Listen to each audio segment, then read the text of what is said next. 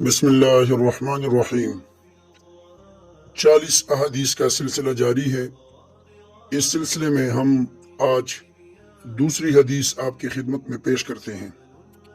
اس حدیث کو امام بخاری اور امام مسلم دونوں نے روایت کیا ہے۔ رسول کریم صلی اللہ علیہ وسلم نے فرمایا، حق المسلم علی المسلم خمس، رد السلام وعیادت المریض واتباع الجنائز وإجابت الدعوت وتشمیت العاطس۔ نبی کریم صلی اللہ علیہ وسلم نے فرمایا، مسلمان کے مسلمان پر 5 حق ہیں۔ نمبر 1 رد السلام، سلام کا جواب دینا۔ نمبر 2 وعیادت المریض، مریض کی مزاج پرسی کرنا۔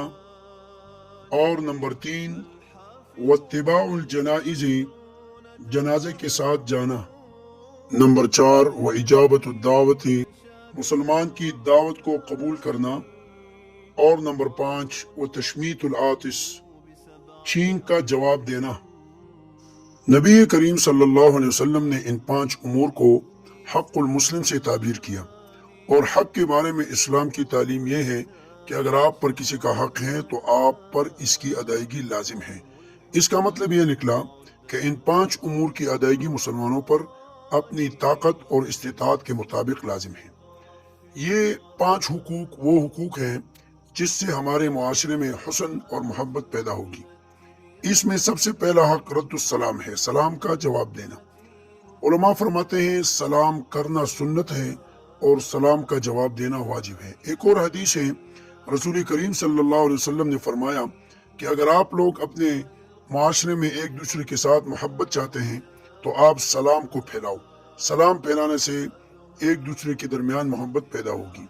اس لیے مسلمان کو چاہیے کہ جب بھی وہ اپنے دوسرے مسلمان سے ملے تو وہ سلام کرے۔ دوسرا حق عیادت المریض ہے، بیمار کی بیمار پرسی۔ اس بارے میں آپ نے بیمار کی بیماری کا خیال بھی رکھنا ہے، اس کی حیثیت کا خیال بھی رکھنا ہے، اور بیمار کے اوقات کا خیال بھی رکھنا ہے۔ بیمار کی حیثیت کا مطلب یہ ہے، ایک آدمی بیمار ہے اور وہ غریب ہے، آپ کو چاہیے کہ آپ ایسے وقت میں اس کی بیمار پرسی نہ کریں کہ وہ آپ کے لیے کھانا وغیرہ تیار کرنے پر مجبور ہوں، اس سے ان کو تکلیف ہوگی۔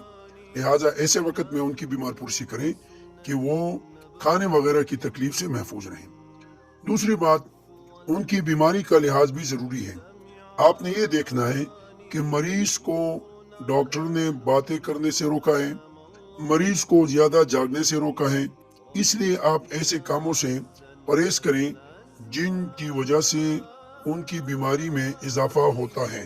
اسی طرح مریض کے اوقات کا خیال بھی رکھیں کہ یہ وقت ان کے آرام کرنے کا ہے، ان کے جو باقی لوگ ہیں جو تیمارداری کر رہے ہیں ان کے آرام کا وقت تو نہیں، یا ان کی کوئی ضروری کام کرنے کا وقت تو نہیں۔ تو عیادت المریض کے بارے میں آپ نے ان چیزوں کا خیال رکھنا ہے۔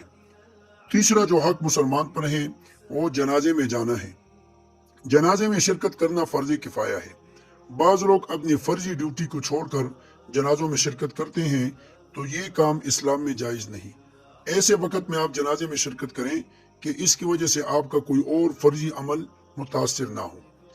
جو چوتھا حق بیان ہوا اجابت الدعوت، کہ مسلمان کی دعوت کو قبول کرنا۔ ایسی دعوت جس میں اسلام کے خلاف امور کو انجام دیا جاتا ہے وہ دعوت اس میں شامل نہیں۔ اور 5واں حق تشمیت العاطس ہے۔ ایک انسان چھینکتا ہے تو وہ الحمدللہ کہے گا، آپ نے اس کا جواب دینا ہے یرحمک اللہ۔ اس کی وجہ سے ہمارے معاشرے میں محبت پیدا ہوگی۔